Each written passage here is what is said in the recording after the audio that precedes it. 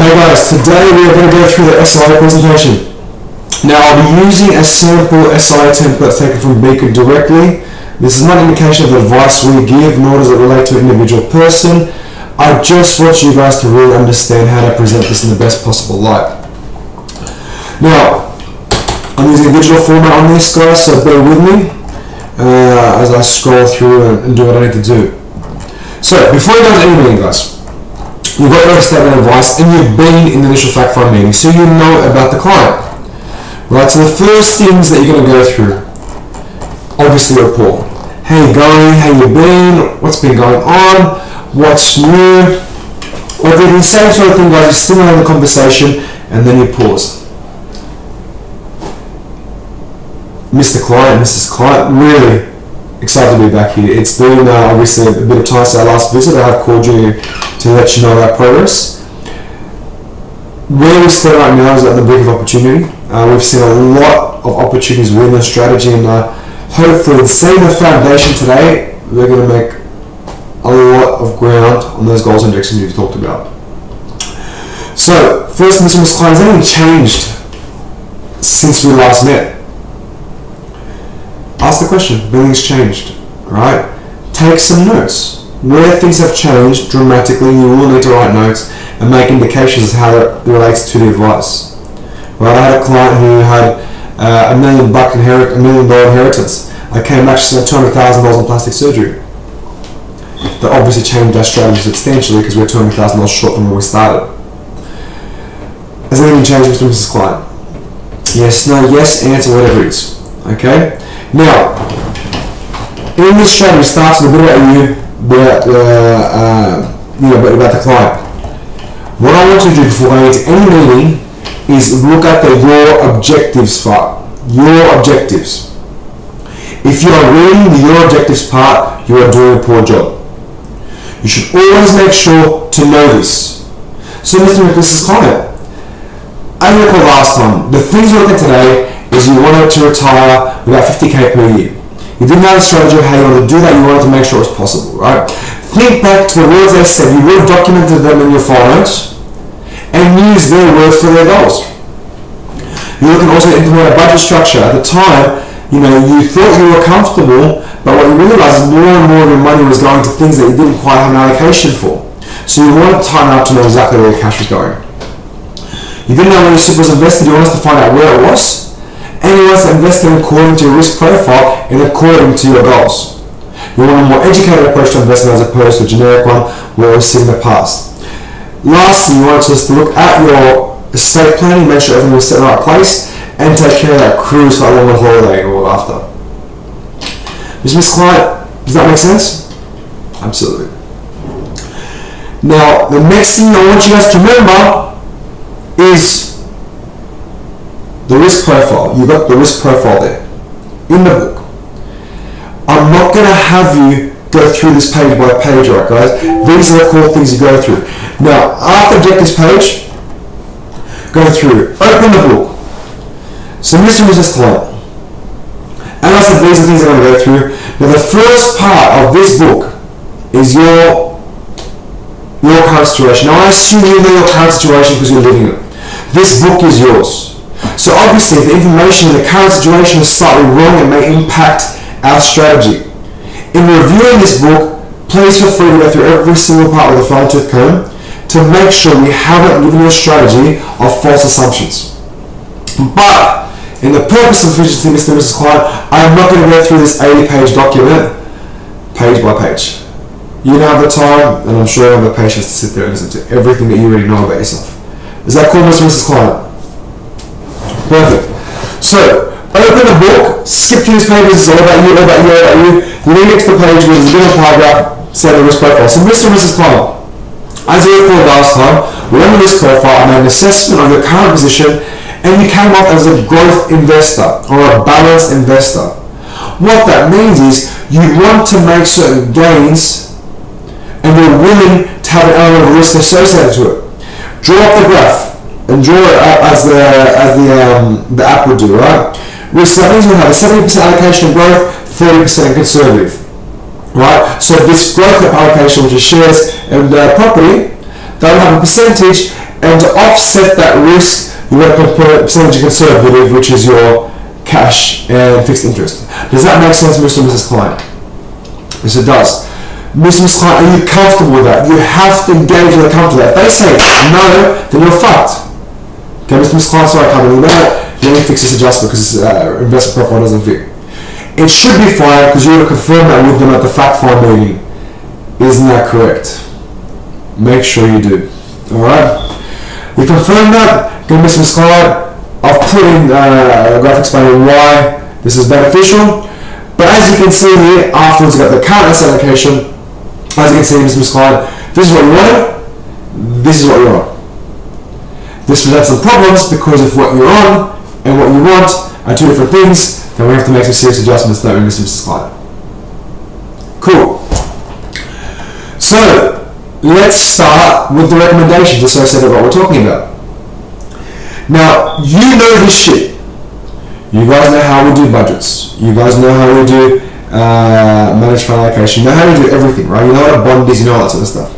So by the subheadings, by what they want, and by you reading, before you get in there, what each strategy entails, you'll be able to talk to it, not read it. So I'm reading here, the number of objectives to achieve in order to, so cash flow management. You have a number of objectives to achieve in order to, you need to set and maintain a budget. The best way to do this is to record a daily spending to see and track where each dollar is going, right? That's not how we do it. So the recommendation is establish a separate free transaction account in order to separate funds. Direct debit or expense cash account, blah, blah, blah. Okay. So Mr. and Mrs. Client, as we recalled last time, budget was the main goal. Remember, you had to confirm the objectives. The way we do the system is we have three different separate accounts, Mr. Client. One, a direct debit account where all the direct debits come out of your mortgage, your school fee, what have you. The second is your savings account, where all the savings are directed into, and all that extra component of extra expense comes at the end of the year go into. You guys know how to explain it, guys. I'm a bit rusty. And the third, Mr. and Mrs. Client, is your cash and fund account. This is the money you can spend month in, month out, and not have to worry about any of the goals being achieved. So this is a no-brain form of budgeting where most of the things get taken care of without you doing anything. All you need to know is the only money you can spend is on this third transaction account. There's two cards, one for husband, one for wife, same account. That way it forces communication. Because if you're at the shopping centre, you're at the petrol station, and you both got a certain amount of money in there, and one spends it for one swipes a card, someone's going to get embarrassed and you're going to hurt real bad. So forced communication, all you need to know is if this money in this card is spent, there is no more money. Is that clear, Mr. and Mrs. Client? Does that all make sense? Cool. You told me this was important to you because X, Y, Z. In the past, blah, blah, blah, blah, blah, based on what they said in the last meeting, right? When you went through it, you got your budget, you're going through, and in each of these sections is going to be what's the recommendation is, how we're going to do it, and there's a benefits to recommendation, there's a risk and issues regarding recommendations.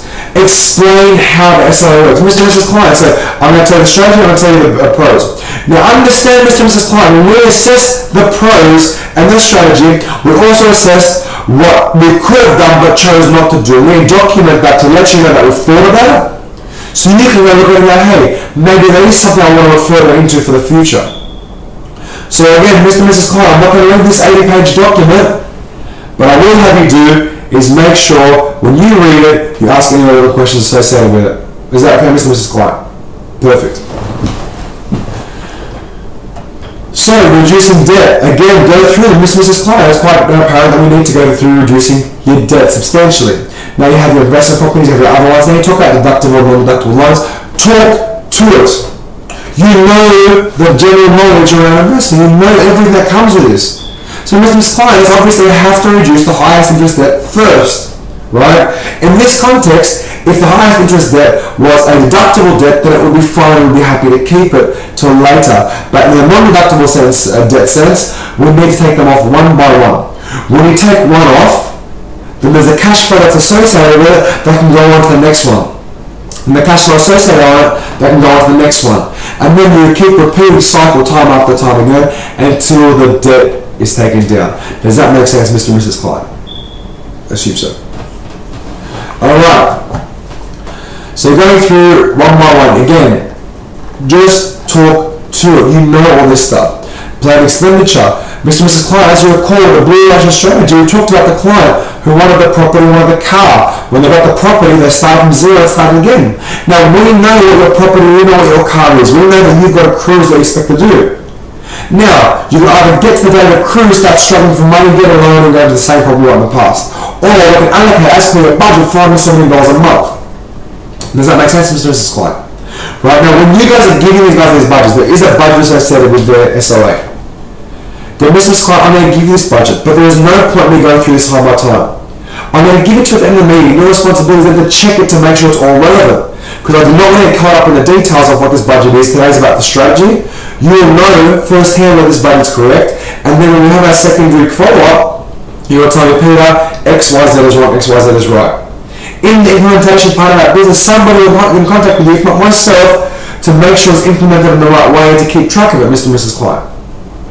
So please, by all means, Mr. and Mrs. Client, you'll have this to go through in time, straight away, and then at the end of the meeting, if anything is wrong, please email me tomorrow so I can adjust it on my system.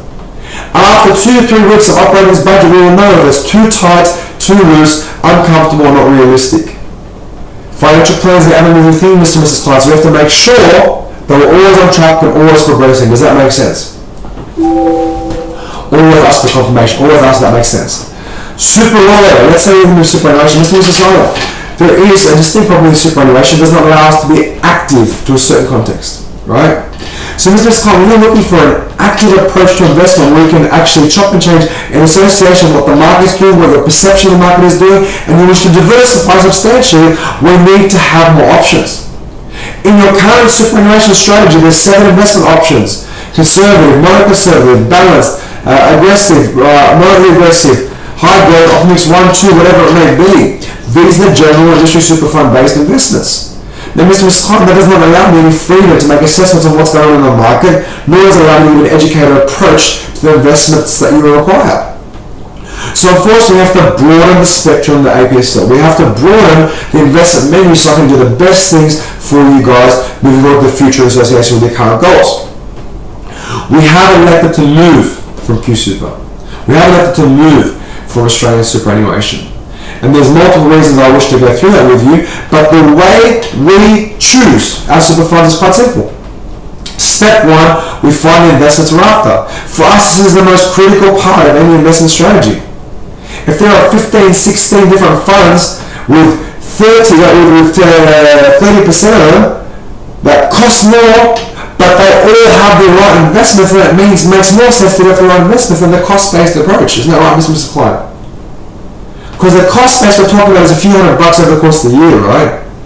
But a 1% opportunity cost, a 1% loss over the whole portfolio is worth $10,000 to $20,000 a year, Mr. Client. Now, I'm not saying the investments we're giving you is going to give you a 1% loss better result. But by having a broader menu, Mr. Client, it allows us to make a more educated approach to investments that we require at each point in time because the menu is at our fingertips. Does that make sense, Mr. and Mrs. Client? We would ideally like to keep you in this kind of format, but unfortunately it just does not have the flexibility we require to get you towards your retirement objectives.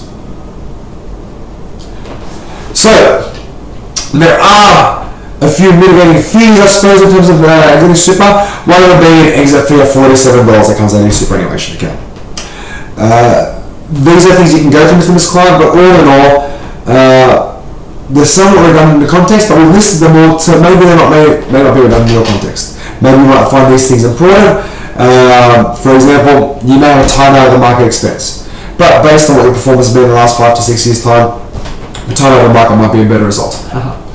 So that was a bit of I was going to say something bad, but move for that. Alright, personal insurance, Mr. Client. So, after we have found the right investments, our then job is to do an assessment on the insurances you need, and then we get a quote across the insurance channels in relation to the superannuation trust, and we compare them. If Fund A, Fund B both have the same investments, and one fund has a substantially cheaper insurance policy within it, then we're going to go for the option 1, right? The platform costs are somewhat less important because they're going to be less than the insurance costs, and it's also going to be relevant to which insurer will take you given your current situation. So, option 1, take the right investments. Option 2, get the right insurances. Put them together, the cheapest option wins, and that's where our recommendation lies. Does that make sense, Mr. and Mrs. Client? Cool. So with your insurance recommendations, Mr. and Mrs. Client, you guys are solely dependent on this income as are your children. It is absolutely relevant to make this whole plan A strategy without having a plan B. Now you articulate to me that this is how much debt you have. You've also articulated to me that if either one of you passes away, God forbid, then you can no longer sustain X, Y, Z. Right? Talk to the clients based on what they've talked to you about. Let them know that this is all relevant based on what their goals, what their objectives were. So Mr. and Mrs. Client, we've put the objectives, I've got the assessment here for you, scroll down, or you flip the page.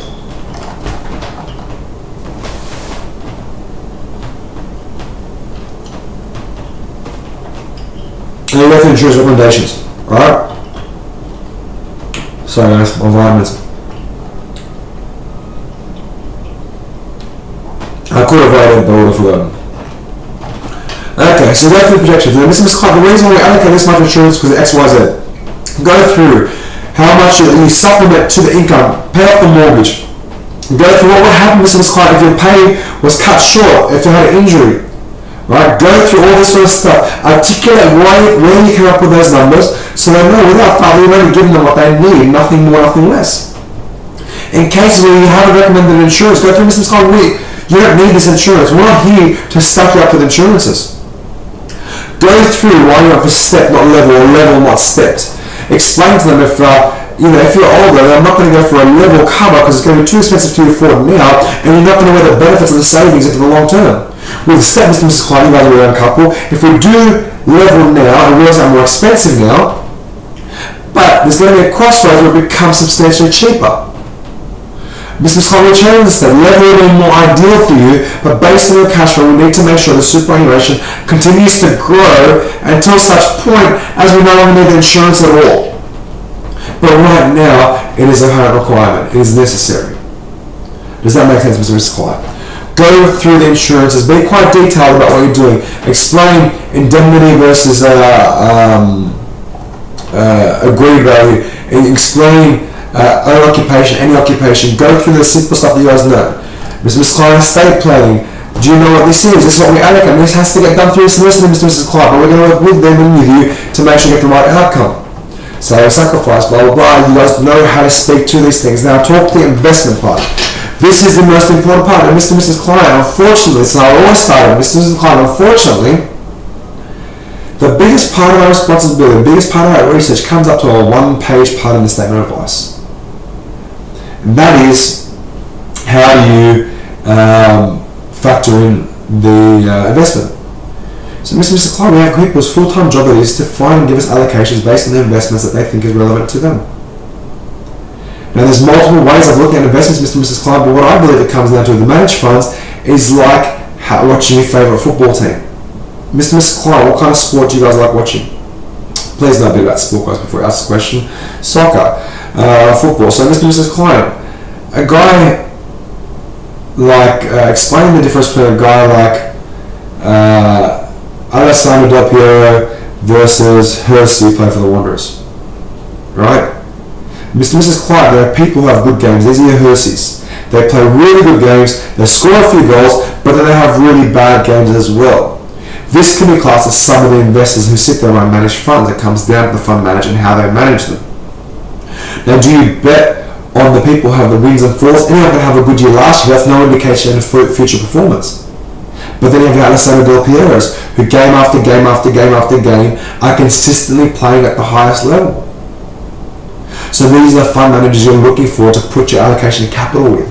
After those fund managers come through, you maybe look at diversification. Right now we've chosen not to diversify you for one key reason, and that is we don't have enough funds to pay all the fund fees associated with that. We need to grow that balance first and foremost before we then break out and diversify further.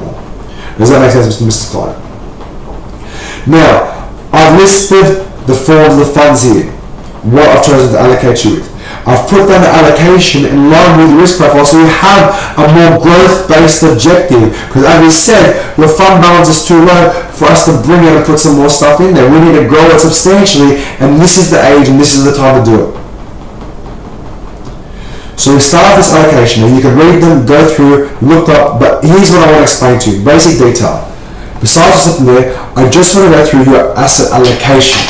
Because this is the part that makes a bit more sense. The fund managers are just a bunch of names. Now, we follow them, we know the ins and outs of them, we follow their forecasts, but quite specifically, the allocation is here for you to see to explain where thoughts were and where you decide to put this money. And then go through the allocation. What they wanted, what the target was, based on risk profile, and what we've proposed against what they're currently at. Right? Go through the graph, explain it in detail, and let the client know why I've chosen this investment allocation. Now, Mr. and Mrs. Client, I do encourage you to look up the names of these funds and go Google them. Right? The only reason I don't give them too much technical details is because we have an 80-page document to get through today. The last thing I want to do is get you caught up in technical investment application. Now, in our relationship together over the next few years, I promise you, everything's about education when you catch up to this stuff. And I'm not saying you don't know this stuff now, but with an 80-page document, this is not something we're going to go through in that detail. This is definitely something you can go through in your own time. Does that make sense, Mr. Client? Yes. Does that investment allocation in terms of the asset classes make sense? Yes. Do you have any questions in relation to that? No. Awesome.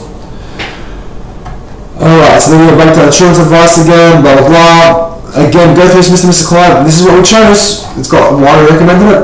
I'll tell you what, I told you already why I recommended it. But again, this document goes into a lot more detail. Alright. Cost comparisons, blah blah, go through, briefly go through that.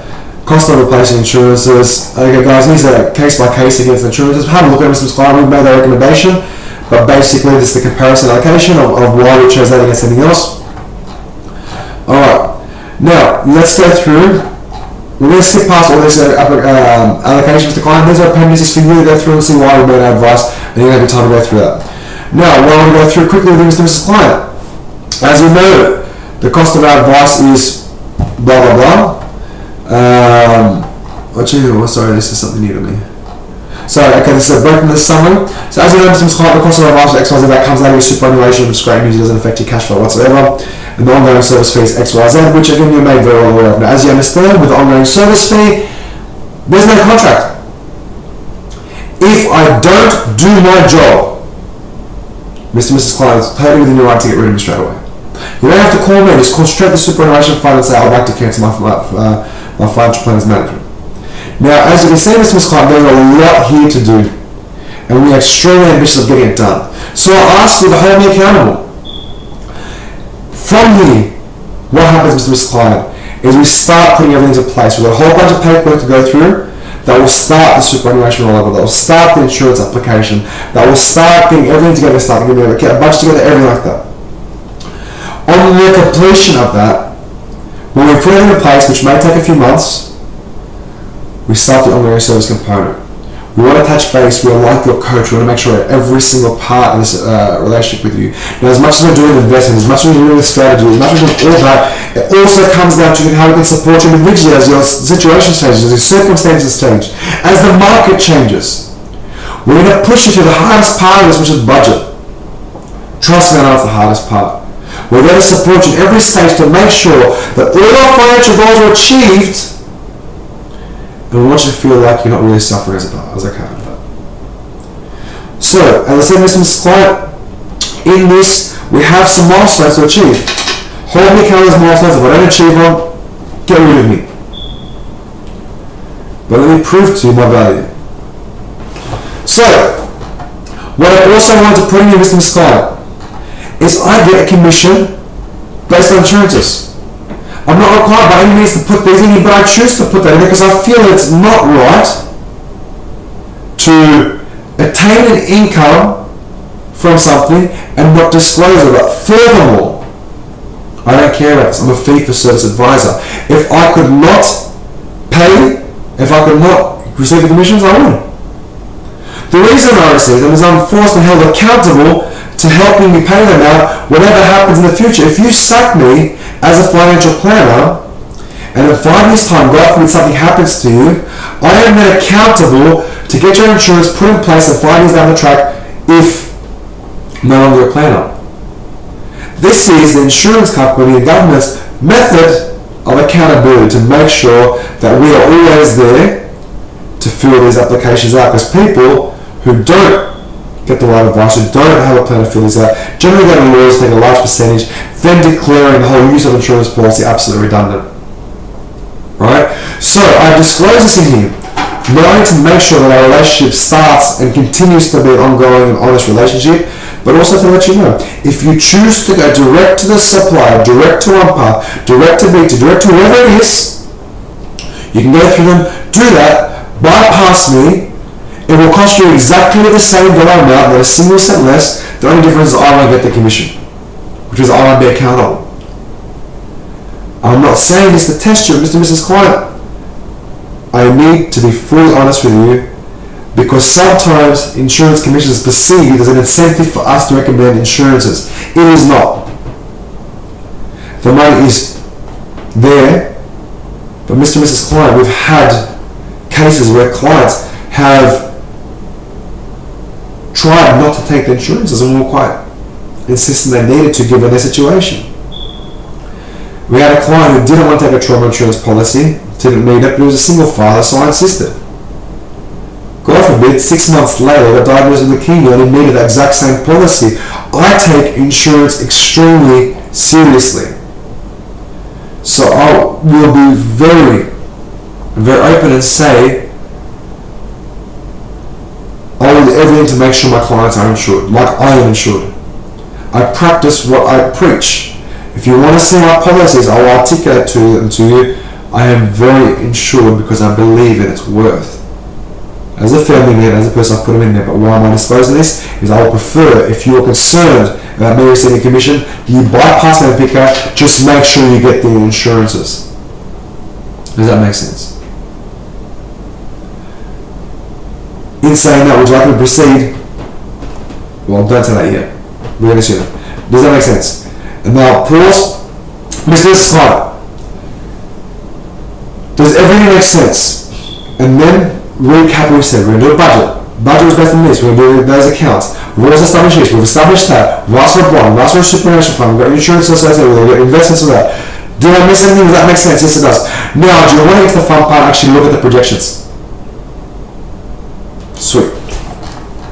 Go to the projections. They've got the current versus future. You're currently comparing the current versus the future. Mr. Miss Client, if we've done nothing at this point, 2018 we have this, 2018 we have that. Always compare year by year. So 2018 versus 2018, 2022 versus 2022, 2033, 2033. Compare them side by side. So when you're circling next each other, you have a direct comparison about how much of impact you've made. Pause after every great impact. Let the client actually see it. Take your time with the projections. So Mr. Client, this is the end result.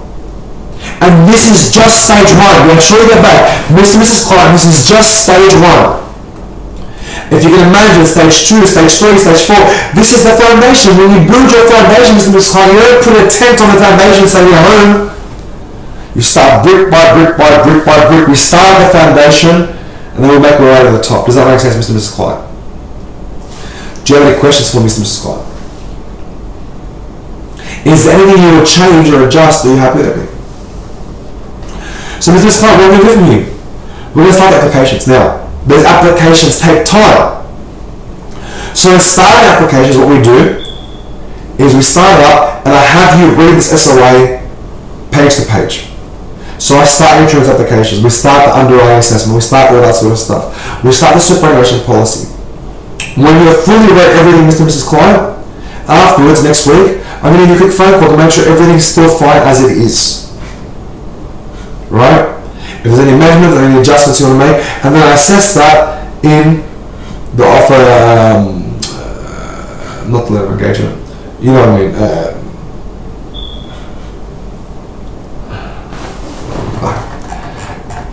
in the authority to proceed. We allocate it accordingly. Right, so Mr. Client, here's the paperwork to go through. Now we're going to go through a whole bunch of paperwork, going to go through a whole bunch of paperwork, going to go through a whole bunch. Now the ongoing service, guys, it's just not for sheep. I know you guys trying to really sell ongoing service, but it's just a fucking piece of paper. You sold the fact find meeting, right? You sold the fact find meeting. So as discussed with Mr. Client, this sheet is for the ongoing service to make sure you maintain it. As you can see, there's no contract associated. We can cancel at any time. Please get the signature. The next one, right? There's a whole bunch of paperwork to go through this meeting.